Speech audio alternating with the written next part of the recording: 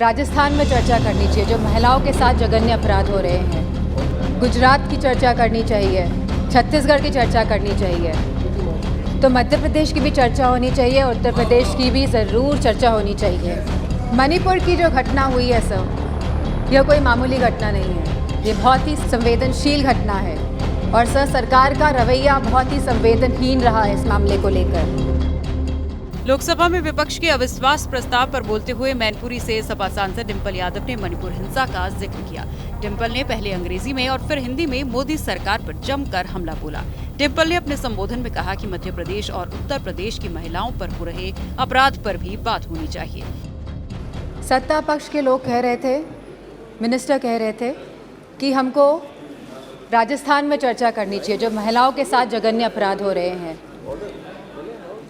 गुजरात की चर्चा करनी चाहिए, छत्तीसगढ़ की चर्चा करनी चाहिए, तो मध्य प्रदेश की भी चर्चा होनी चाहिए, उत्तर प्रदेश की भी ज़रूर चर्चा होनी चाहिए, क्योंकि आंकड़े बताते हैं एनसीआरबी के कि हर रोज़ हर 3 घंटे में एक महिला का शारीरिक उत्पीड़न उत्तर प्रदेश में होता है। हर 3 घंटे में एक महिला का शारीरिक उत्पीड़न उत्तर प्रदेश में हो रहा है और उत्तर प्रदेश की सरकार और केंद्र की सरकार और ये डबल इंजन की सरकार इस बात का संज्ञान नहीं ले रही है। डिंपल यादव ने कहा कि मणिपुर की महिलाओं के साथ बर्बरता की पूरी दुनिया में चर्चा हुई। दरिंदगी का 4 मई को वीडियो वायरल होने के बाद देश भर में आक्रोश की लहर फैल गई। मणिपुर की जो घटना हुई है सर, यह कोई मामूली घटना नहीं है, ये बहुत ही संवेदनशील घटना है और सर सरकार का रवैया बहुत ही संवेदनहीन रहा है इस मामले को लेकर। सर यह सरकार अहंकार में डूबी हुई सरकार है, द्रव मद और दम में डूबी हुई सरकार है sir. It was a complete violation of human rights, destruction of human rights and using women as instrument for perpetrating violence is simply unacceptable in the constitutional democracy, sir.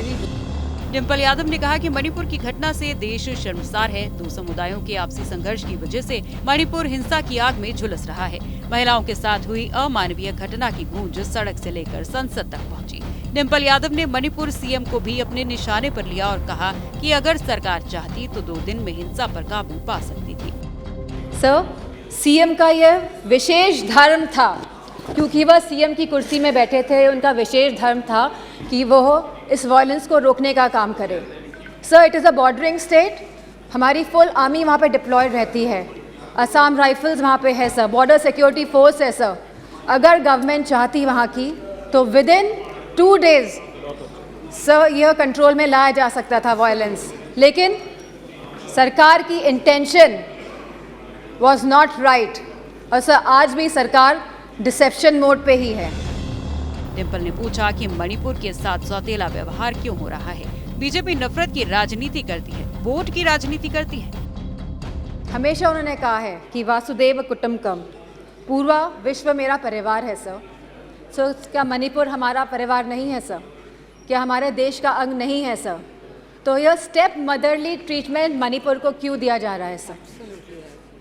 Sir BJP की जो नीति है sir, वो नफरत की राजनीति करते हैं सर, वो वोट की राजनीति करते हैं सर, और बीजेपी पूरी तरह से इसके लिए जिम्मेदार हैं sir.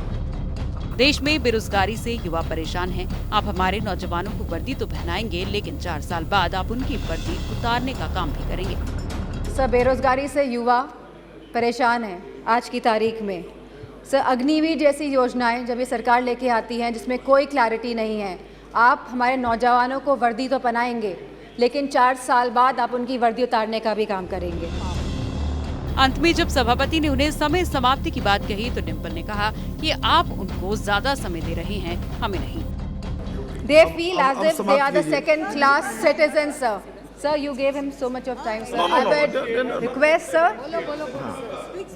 It is proportionate time sir, ये अनुपात में होता है। आप प्लीज प्लीज ये समय का जो आवंटन है वो अनुपात में होता है। बता दें कि सदन में सांसद डिंपल यादव ने केंद्र सरकार को खरी खोटी सुनाई। उन्होंने कहा कि मणिपुर जैसी विभत्स घटना पर सरकार का रवैया बेहद असंवेदनशील है। सरकार और प्रधानमंत्री को इस पर सदन में जवाब देना चाहिए।